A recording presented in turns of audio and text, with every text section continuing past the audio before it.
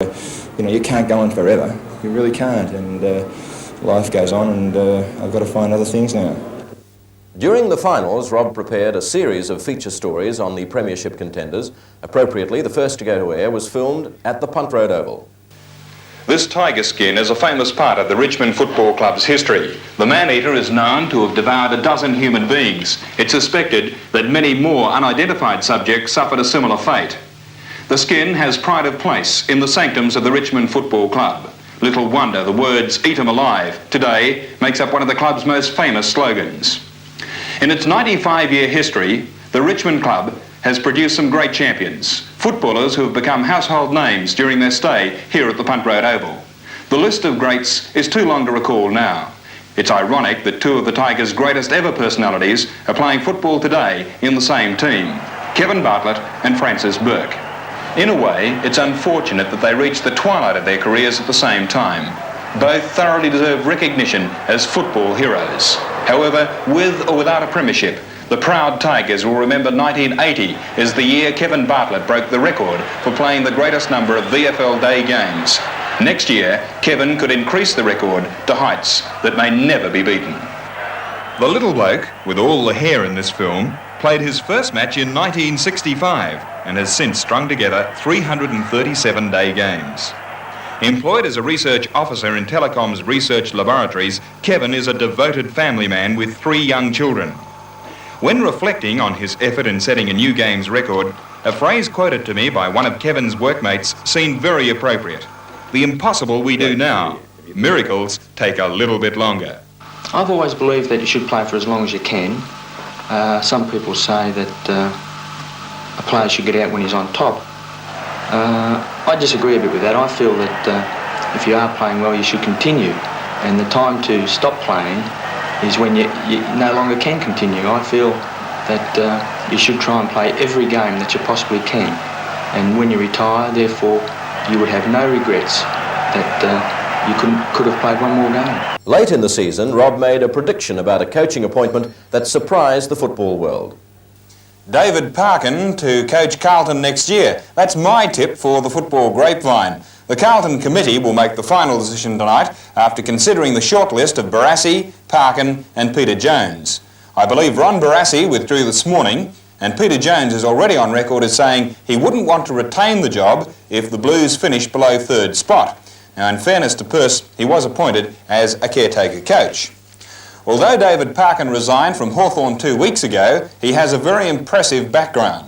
I've had tremendous withdrawal symptoms, I suppose, with a 20-year association having been broken for the first time. And I'm getting to like the lack of pressure, because I think you'd understand as much as anybody else the tensions and pressures that are involved in playing and coaching, but more so in coaching.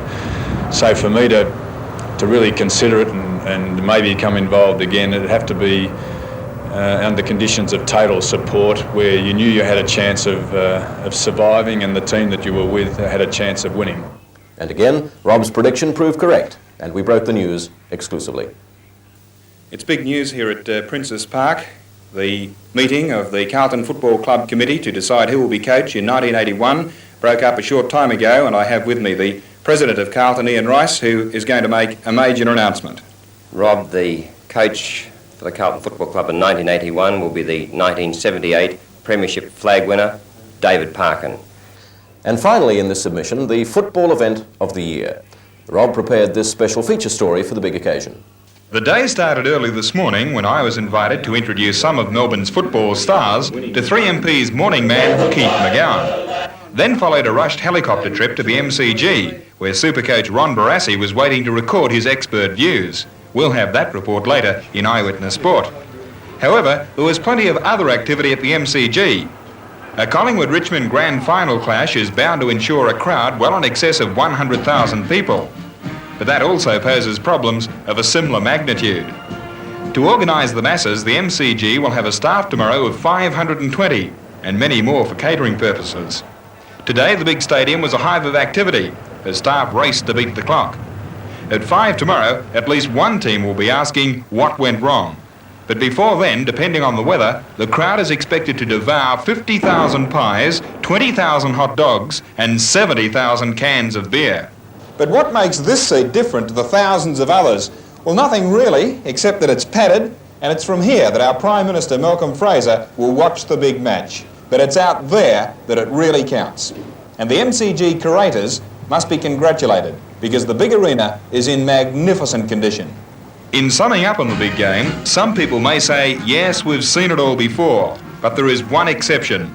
If Collingwood win, they will have done so from 5th spot on the ladder, and will certainly have to start underdogs and overcome the finals hoodoo. Well, hoodoos don't worry us. No, this is 1980, and what's gone in the past we're not interested in. We're interested in the fact that we're in the final with Richmond. We're playing our best football at the right time of the year. Do you think they're playing better than you've ever had them? Yes, I would say so. They'll have to if they're going to win tomorrow. Oh, we understand that, sure. But I couldn't ask anything more than what they've given so far, and the attitude around the place has been absolutely fantastic. Well, it won't be easy, but we're all out to win at Richmond, and that's what we're aiming to do. Your mind is simply on a premiership, even if they try to stop Kevin Bartlett.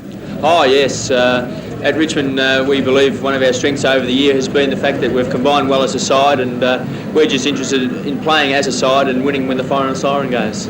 At today's Parade of Stars down Burke Street, Tommy and Kevin were just two of many faces recognised by the big crowd. Well, Tony, if I had to ask you just for one factor why you're going to win tomorrow, what would it be? Overall strength. Our overall strength, I think we're just, we've got a very well-balanced side, and our back line's one of the best in the league, and our forward line has kicked 300 more points than our other side in the league, so I think that, just our overall strength will tell them today. And then, for other expert opinions, we adjourned to the Hilton Hotel for the now traditional Bulldogs Grand Final preview luncheon. But first, the arrival of Brownlow medalist Kel Templeton. I think Richmond will win it, Rob. I think that they'll match Collingwood in desperation, and I think this is what's got Collingwood through its other finals victories. And I think, as I've said, Richmond can match this desperation. I think they've probably got a little bit more talent than Collingwood has. I know that it's going to be a close game and a great game, but I think the Tigers will win in a tight finish. Well, I don't really care who wins. I'm just going to see Kelvin Templeton do his lap of honour. No, I do. I think Collingwood can win it. And finally, the opinion of the man in the street. Well, sort of, anyway. The Hilton doorman, Bob Natali. Bob, who's going to win? Richmond. Everyone knows you're the best tipster, Rod. Why ask me? And that didn't sound rehearsed, did it? Come on, Bob, I'll buy you that beer. Come on. And moments after it was all over for another year, it was no surprise to viewers of Eyewitness News to see that Rob Astbury was first to interview the winners and the losers.